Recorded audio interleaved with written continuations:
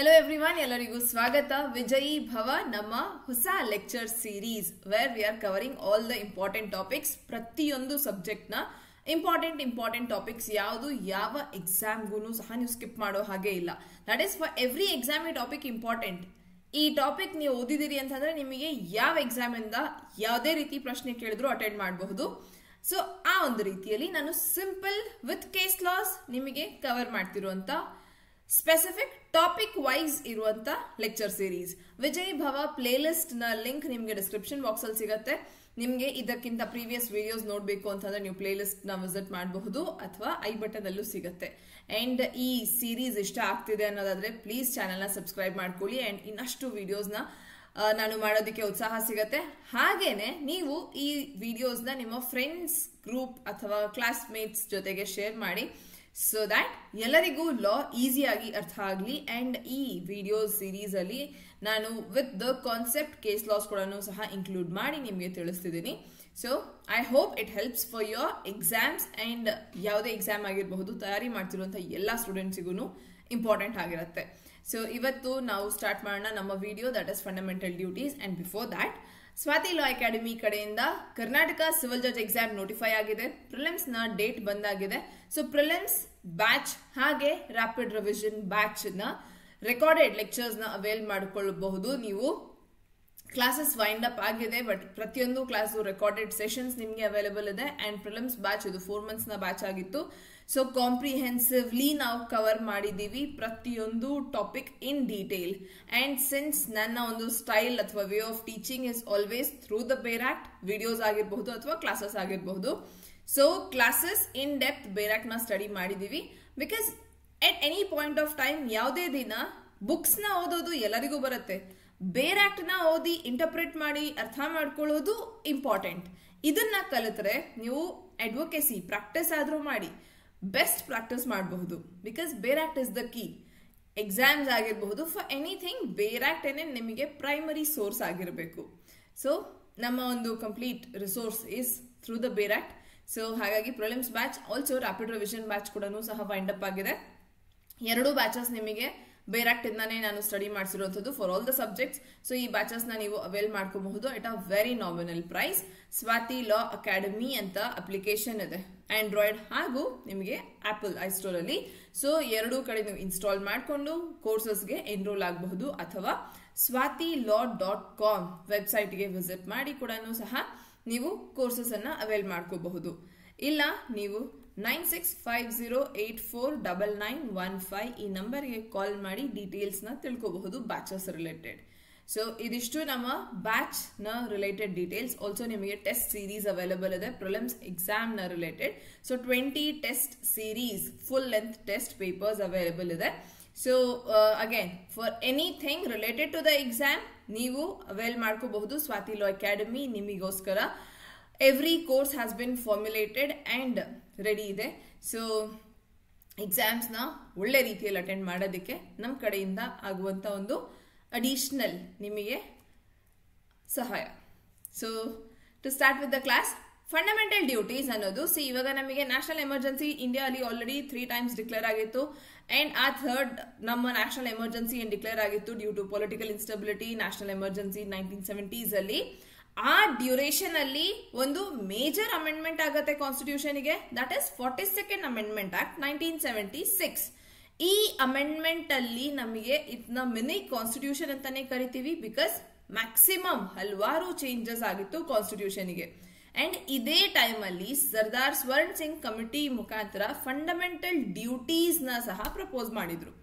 Because fundamental rights ಅಷ್ಟೇ ಇದ್ದಿದ್ದು ನಮಗೆ ಇನಿಷಿಯಲ್ ಒರಿಜಿನಲ್ ಕಾನ್ಸ್ಟಿಟ್ಯೂಷನ್ ಅಲ್ಲಿ. ಆ ಫಂಡಮೆಂಟಲ್ ರೈಟ್ಸ್ ಅನ್ನ ಎಫೆಕ್ಟಿವ್ಲಿ ಯೂಸ್ ಮಾಡಬೇಕು ಅಂತಂದ್ರೆ ಸ್ಟೇಟ್ ನಿಮ್ಮ ಫಂಡಮೆಂಟಲ್ ರೈಟ್ಸ್ ನ ವೈಲೇಟ್ ಮಾಡೋ ಹಾಗಿಲ್ಲ ಅಂತ ಹೇಳಿದೀವಿ.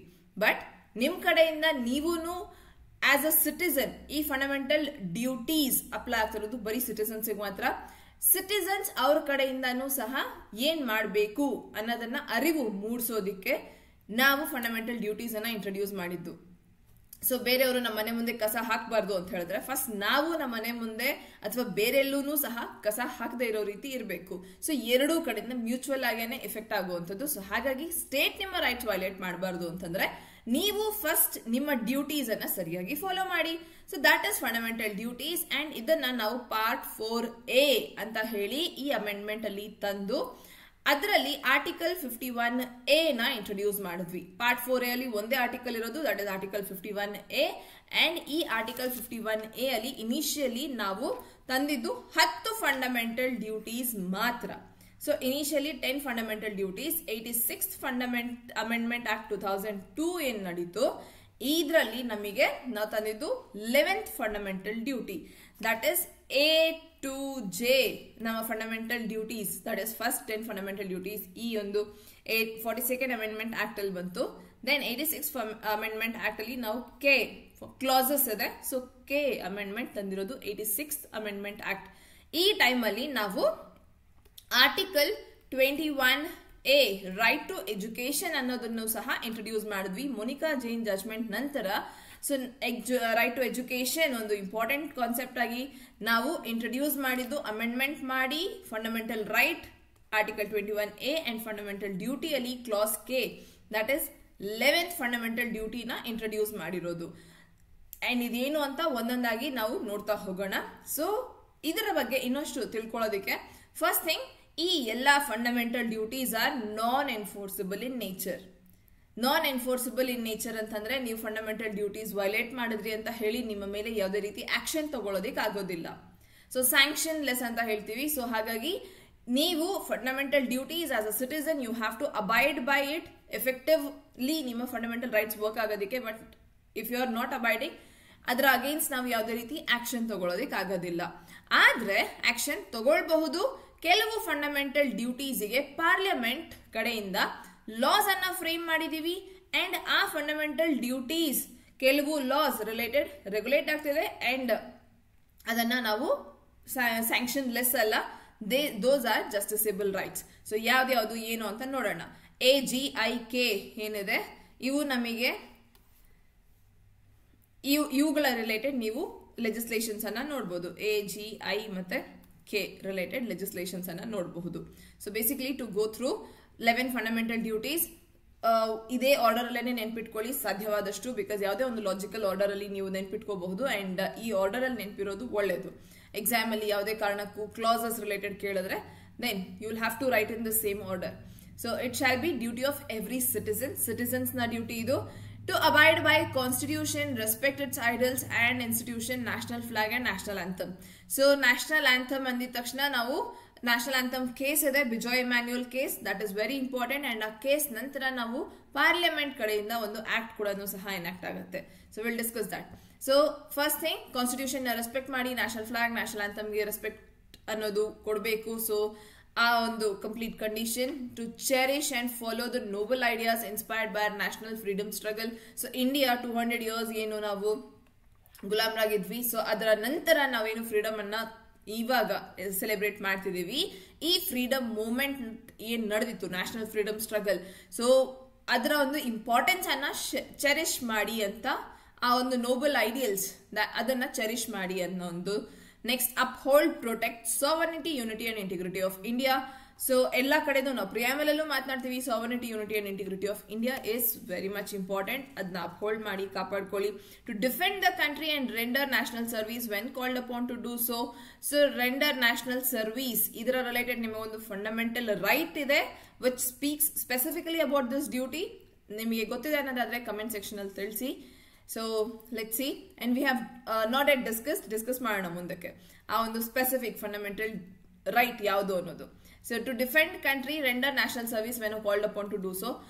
ನ್ಯಾಷನಲ್ ಇಂಡಿಯಾ ಪ್ರೊಟೆಕ್ಟ್ ಮಾಡೋದಕ್ಕೆ ನಿಮಗೆ ಅವಶ್ಯಕತೆ ಬಿದ್ದಾಗ ನಿಮ್ಮನ್ನ ಕರೀಬಹುದು. To promote harmony and spirit of common brotherhood amongst all the people of India, transcending India ಒಂದು diverse country. So different religions, languages, regional ಮತ್ತೆ sectional diversities ಅನ್ನೋದಿದೆ.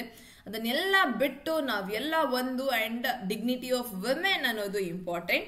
So mutual respect ಅನ್ನೋದು ಬರಬೇಕು. ಬಟ್ ಫಸ್ಟ್ ಇಂಡಿವಿಜುವಲ್ ಡಿಗ್ನಿಟಿನ ಕಾಪಾಡ್ತಾ then again mutual respect ಎಲ್ಲರ ಪ್ರತಿ ಇರಬೇಕು. To value and preserve rich heritage of our composite culture, ನಮ್ಮ ಒಂದು ಕಂಪ್ಲೀಟ್ ಕಲ್ಚರ್ ವ್ಯಾಲ್ಯೂನ ಪ್ರಿಸರ್ವ್ ಮಾಡಿ it's richness is very great. So ನಮಗೆ ಕಾಂತಾರ ಮೂವಿ ಇದೆ, ಸೊ ಇಟ್ಸ್ ಕಂಪ್ಲೀಟ್ ಒಂದು ರೀಜನಲ್ ಆದಂತ ಒಂದು ಸೆಲೆಬ್ರೇಷನ್ ಅಥವಾ ಒಂದು ರಿಚುವಲ್ ನ ಕಸ್ಟಮ್ ನ ಎತ್ತಿ ಹಿಡಿದು ಇಡೀ ಪ್ರಪಂಚಕ್ಕೆ ತೋರಿಸಿರುವಂತದ್ದು. To protect and improve the natural environment, including the forests, lakes, rivers, wildlife, and have the compassion for living creatures. ಇದರ ರಿಲೇಟೆಡ್ ನಮಗೆ ಎನ್ವೈರನ್ಮೆಂಟ್ ಪ್ರೊಟೆಕ್ಷನಲ್ ಲಾಸ್ ಇದೆ. ಸೊ MC ಮೆಹ್ತಾ ಕೇಸ್ ಇಂದ ಡಿರೈವ್ ಆಗಿರುವಂತದ್ದು. ಸೊ ಲೆಜಿಸ್ಲೇಷನ್ ಇದೆ ಇದರಲ್ಲಿ ಅಂಡ್ ರೆಗ್ಯುಲೇಟ್ ಆಗ್ತದೆ. To develop scientific temper, humanism and spirit of enquiry and reform. So spirit of enquiry and reform ಪ್ರತಿಯೊಂದಕ್ಕೂ scientifically ಪ್ರಶ್ನೆ ಮಾಡ್ತಾ, ಸುಮ್ಮನೆ ಒಂದು ಮೂಢನಂಬಿಕೆ ಅಂತ ಅಲ್ಲದೆ ಸೈಂಟಿಫಿಕಲಿ ಪ್ರಶ್ನೆ ಮಾಡುವಂತ ಅಬಿಲಿಟಿ, ಸೈಂಟಿಫಿಕ್ ಟೆಂಪರ್ ಅನ್ನ ಅಂಡ್ ಹ್ಯುಮ್ಯಾನಿಟಿಯಿಂದ ನಡ್ಕೊಳ್ಳೋದು. And for anything if there is any reform, then ನಮಗೆ ಸತಿ ಪ್ರಥಾ ಎಕ್ಸೆಟ್ರಾ ಏನಿತ್ತು, ಸೊ ಈಗಲೂ ನಾವು ಅದನ್ನೇ ಫಾಲೋ ಮಾಡ್ತಿದ್ರೆ, ಸೈಂಟಿಫಿಕ್ ಟೆಂಪರ್ ಅಥವಾ ರಿಫಾರ್ಮ್ ಅನ್ನೋದು ಇಲ್ಲದೆ ಇದ್ರೆ ಸೊ ಹೇಗಿರ್ತಿತ್ತು ನಿಮಗೆ ಗೊತ್ತಿದೆ. ಸೊ ಸತಿ ಸಿಸ್ಟಮ್ ನ ಅಬಾಲಿಷ್ ಮಾಡಿರೋದಾಗಿರಬಹುದು, ದೇವದಾಸಿ ಎಕ್ಸೆಟ್ರಾ ಹಲವಾರು ನಾವು. ಅಂಡ್ ವಿಮೆನ್ಗೆ ಎಜುಕೇಶನ್ ಅನ್ನೋದು ಇರಲಿಲ್ಲ ಅಥವಾ ವೋಟಿಂಗ್ ರೈಟ್ಸ್ ಇರಲಿಲ್ಲ. Everything has gone through reforms. So ಅದು ರಿಫಾರ್ಮ್ ಬಂದಿರೋದಕ್ಕೆ ಒಂದು ಇನ್ಕ್ವೈರಿ ಅಥವಾ ಒಂದು ಸೈಂಟಿಫಿಕ್ ಟೆಂಪರ್ ಇಂದಾನೆ ಅದು ಬಂದಿರೋದು. So that should be inculcated in every one of us to safeguard public property and observe violence. ಏನಾದ್ರೂ ಸ್ಟ್ರೈಕ್ ಅಂತ ಆದ ತಕ್ಷಣ ಫಸ್ಟ್ ಬಸ್ಸಿಗೆ ಬೆಂಕಿ ಹಾಕಿ ಪಬ್ಲಿಕ್ ಆಫೀಸ್ಗೆ ಕಲ್ಲೊಡಿರಿ ಅನ್ನೋದನ್ನ ಬಿಟ್ಟು ಇದಕ್ಕೆ ರಿಲೇಟೆಡ್ ನಮಗೆ ಅಗೇನ್ ಲೆಜಿಸ್ಲೇಷನ್ ಇದೆ. It is being regulated. So public ಪ್ರಾಪರ್ಟಿನ ಕಾಪಾಡಿ, ಬಿಕಾಸ್ ಅದು ನಿಮ್ಮ ಒಂದು ಟ್ಯಾಕ್ಸಸ್ ಇಂದಾನೆ ಬಂದಿರುವಂತ property. To strive towards excellence in all spheres of individual and collective activity, so that the nation constantly raises to higher levels as endeavor and achievement. So ಪ್ರತಿಯೊಬ್ಬರ individual, ನಿಮ್ಮ ಒಂದು ಇಂಡಿವಿಜುವಲ್ ಗ್ರೋತ್ ಏನಿದೆ ಅದು constantly ಅಥವಾ simultaneously ಒಂದು ದೇಶನ next ಲೆವೆಲ್ಗೆ, ನಿಮ್ಮ ಅಚೀವ್ಮೆಂಟ್ ಕಂಪ್ಲೀಟ್ ಇಂಡಿಯಾನ ಇನ್ನಷ್ಟು ಎತ್ತರಕ್ಕೆ ತಗೊಂಡು ಹೋಗುತ್ತೆ. ಸುಧಾಮೂರ್ತಿ, ನಾರಾಯಣ ಮೂರ್ತಿ ಕರ್ನಾಟಕದಿಂದ ಅವರು ಮಾಡಿದಂತ ಒಂದು ಅಚೀವ್ಮೆಂಟ್ ಕಂಪ್ಲೀಟ್ ಇಂಡಿಯಾನ ಒಂದು ಗ್ಲೋಬಲ್ ಸ್ಟ್ಯಾಂಡರ್ಡ್ಸ್ ಅಲ್ಲಿ ಎತ್ತಿ ಇಟ್ಟಿದೆ. ಸೊ ಸಿಮಿಲರ್ಲಿ ನೀವೂನು ಸಹ excellence your individual field, who is a parent are, ಇದು ನಮ್ಮ 86th ಅಮೆಂಡ್ಮೆಂಟ್ ಇಂದ ಬಂದಿರುವಂತದ್ದು. ಅಂಡ್ ಇದಕ್ಕೆ ಲೆಜಿಸ್ಲೇಷನ್ ಇದೆ, ಆಕ್ಟ್ ಇದೆ. Right to education, fundamental right, article 21A include ಮಾಡಿದೀವಿ. ಸೊ ಇದ್ರಲ್ಲಿ ಏನ್ ಹೇಳ್ತಿರೋದು, ಆರ್ಟಿಕಲ್ 21A ಹೇಳುತ್ತೆ 6 to 14 years ಮಕ್ಕಳಿಗೆ ಫ್ರೀ ಅಂಡ್ ಕಂಪಲ್ಸರಿ ಎಜುಕೇಶನ್ ಕೊಡಬೇಕು ಸ್ಟೇಟ್. ಈಗ ಇಲ್ಲೇನ್ ಹೇಳ್ತಿರೋದು, who is a parent or guardian to provide opportunities for education to his child or as the case may be what between the age of 6 to 14 years. ಇಲ್ಲಿ 6 to 14 years ಮಕ್ಕಳಿಗೆ fundamental rights ಅಲ್ಲಿ ಹೇಳ್ತಿರೋದು that state education provide ಮಾಡಿ. Same fundamental duty ಸಿಟಿಸನ್ಸ್ಗೆ ಹೇಳ್ತಿರೋದು, parents ಹಾಗೂ ಗಾರ್ಜಿಯನ್ ನಿಮ್ಮ 6 to 14 years ಮಕ್ಕಳನ್ನ school ಕಳಿಸಿ, ಅವರಿಗೆ ಎಜುಕೇಶನ್ ಕೊಡಿಸಿ ಅಂತ ಹೇಳ್ತಿರೋದು. ಸೊ ಬಿಕಾಸ್ ಪೇರೆಂಟ್ಸ್ ಸ್ಕೂಲಿಗೆ ಕಳ್ಸಿದ್ರೇನೆ ಸ್ಟೇಟ್ ಓಪನ್ ಮಾಡಿರುವಂತಹ ಸ್ಕೂಲ್ಸ್ ಅಲ್ಲಿ ಫ್ರೀ ಎಜುಕೇಶನ್, ಕಂಪಲ್ಸರಿ ಎಜುಕೇಶನ್ ಕೊಡೋದಕ್ಕೆ ಸಾಧ್ಯ ಆಗೋದು. ಸೊ ಫಸ್ಟ್ ಪೇರೆಂಟ್ಸ್ ನೀವು ಕಳಿಸಿ, ದಿಸ್ ಇಸ್ ಯೋರ್ ಡ್ಯೂಟಿ ಅಂತ ಹೇಳಿ ಒಂದು ಡ್ಯೂಟಿ ಪ್ಲಸ್ ಒಂದು ರೈಟ್ ಎರಡೂ ಕಡೆಗೂ ನಾವು ಅಮೆಂಡ್ಮೆಂಟ್ ಇಂದ ಆಡ್ ಮಾಡಿದೀವಿ 86th ಕಾನ್ಸ್ಟಿಟ್ಯೂಷನಲ್ ಅಮೆಂಡ್ಮೆಂಟ್ ಆಕ್ಟ್ ಇಂದ. ಸೊ ನಮಗೆ ಇಲ್ಲಿ ಇಂಪಾರ್ಟೆಂಟ್ ಆಗಿ ನಮಗೆ ನೋಡ್ಬೇಕಾಗಿರುವಂತಹ ಕೇಸ್ ಲಾಸ್, ಈ ಲೆಜಿಸ್ಲೇಷನ್ಸ್ ಅನ್ನ ತಂದಿರುವಂತಹ ಕೇಸ್ ಲಾಸ್ ಅಂತ ಹೇಳ್ಬೇಕಂದ್ರೆ ಇಲ್ಲಿ definitely MC Mehta versus union of India judgment ಆಗಿರಬಹುದು 1983, ಫ್ರೀ ಪೊಲ್ಯೂಷನ್ ಫ್ರೀ ಎನ್ವೈರನ್ಮೆಂಟ್ ಬಗ್ಗೆ ನಾವು ಕೇಳಿದೀವಿ. ಅಂಡ್ ಇದರಲ್ಲಿ ವೈಲ್ಡ್ ಲೈಫ್ ಪ್ರೊಟೆಕ್ಷನ್ ಆಕ್ಟ್ ಹಾಗೂ ಫಾರೆಸ್ಟ್ ಕನ್ಸರ್ವೇಷನ್ ಆಕ್ಟ್ ಅನ್ನ ನಾವು ನೋಡಬಹುದು. To protect or clause G. Then ನಮ್ಮ main important Bijoe Emmanuel case, Bijoe Immanuel versus state of Kerala, national anthem case ಅಂತಾನೆ ಕರಿತೀವಿ. So national anthem case. So ಇದನ್ನ ಪ್ರೊಟೆಕ್ಟ್ ಮಾಡೋದಕ್ಕೆ ನಮ್ಮ ಹತ್ರ ಇರೋದು prevention of insult to national honours act 1971. So ಇದು ನಮಗೆ ಬಿಜಾಯ್ ಮ್ಯಾನ್ಯುಯಲ್ ಕೇಸ್ ಇಂದ ಬಂದಿರೋದು. ಸೊ ಈ ರೀತಿ ನಮಗೆ ಪಾರ್ಲಿಮೆಂಟ್ ಇರುವಂತಹ ಕೇಸ್ ಲಾಸ್ ನ ಇಂದ ಲೆಜಿಸ್ಲೇಷನ್ಸ್ ಅನ್ನ ಫಾರ್ಮ್ ಮಾಡೋದ್ರಿಂದ ನಾವು ಫಂಡಮೆಂಟಲ್ ಡ್ಯೂಟೀಸ್ ನ ಸಹ ಎನ್ಫೋರ್ಸ್ ಮಾಡಬಹುದು. So these were important case laws for fundamental duties. And ನಿಮಗೆ ವಿಡಿಯೋ ಇಷ್ಟ ಆಗಿದೆ, ಟಿಲ್ ದ ಎಂಡ್ ನೋಡಿದಿರಿ ಅನ್ನೋದಾದ್ರೆ please do subscribe the channel. ಹಾಗೆ ವಿಡಿಯೋ ಇಷ್ಟ ಆಗಿದೆ ಅಂತಂದ್ರೆ ನಿಮ್ಮ ಫ್ರೆಂಡ್ಸ್ ಹಾಗೂ ಕ್ಲಾಸ್ಮೇಟ್ಸ್ಗೆ ಶೇರ್ ಮಾಡಿ. ಪ್ಲಸ್ ನಿಮ್ಮ ಒಂದು ನೆಕ್ಸ್ಟ್ ವಿಡಿಯೋ ಏನ್ ಬೇಕು ಅಥವಾ ಯಾವ ಸಬ್ಜೆಕ್ಟ್ ರಿಲೇಟೆಡ್ ಬೇಕು ಅನ್ನೋದನ್ನ ಕಮೆಂಟ್ ಸೆಕ್ಷನ್ ಅಲ್ಲಿ ತಿಳಿಸಿ. ಅಂಡ್ ಡೆಫಿನೆಟ್ಲಿ ನಾವು ಅದನ್ನ ಸಿಂಪ್ಲಿಫೈಡ್ ವೇ ಅಲ್ಲಿ ನಾನು ಹೇಳ್ಕೊಡೋದಕ್ಕೆ ಪ್ರಯತ್ನ ಪಡ್ತೀನಿ. So thank you for watching and thank you for subscribing.